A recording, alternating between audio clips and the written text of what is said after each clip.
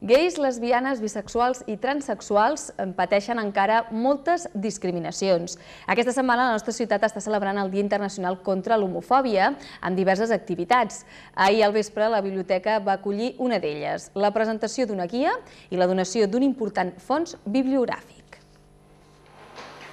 La Biblioteca Central ha commemorat aquest dimarts al vespre el Dia Internacional contra la Homofòbia amb un col·loqui amb l'escriptor Jaume Cela.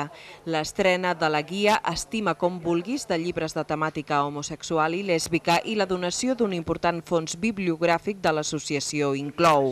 L'acte ha servit per fer una crida pel respecte a la diferència i per la normalització i acceptació de l'homosexualitat en les seves diferents vessants. L'associació Inclou, que des de fa anys porta treballant la normalització de l'homosexualitat en el món de l'ensenyament i recopilant un important fons documental d'aquesta temàtica, ha fet coincidir l'acte amb la seva donació de llibres i documents. Aquesta donació, com molt bé s'ha dit, no només incrementa el nombre del fons, sinó que el més important és que qualitativament aquest fons fa un salt endavant.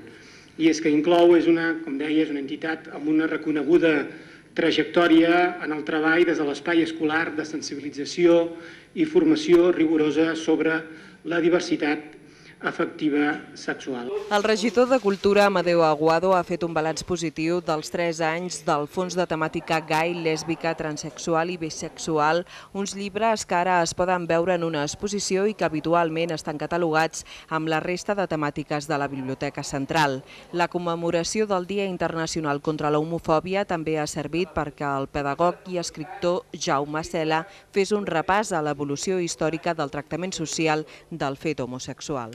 Vaig viure en una societat on la paraula homosexual o gai no existia, que es va incorporar molt més tard, i evidentment la paraula lesbiana va venir molt més tard perquè les dones no tenien sexualitat. Cela, recentment guardonat amb la Creu de Sant Jordi, ha escrit La crida del mar, una història on una dona afronta l'homosexualitat del seu fill. Això li ha servit per reivindicar el paper educatiu dels centres escolars, on cap problema ha de ser invisible i s'ha de tractar qualsevol diferència amb naturalitat.